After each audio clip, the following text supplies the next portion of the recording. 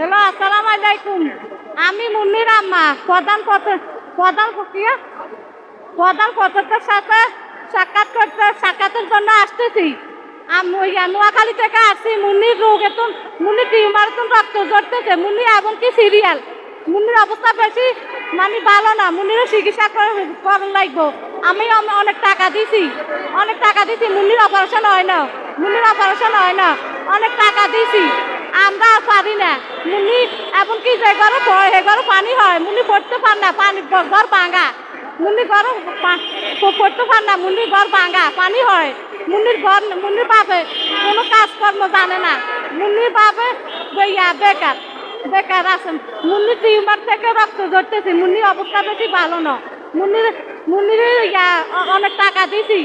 অনেক টাকা দিছি, মুন্নির অপারেশন হয় না।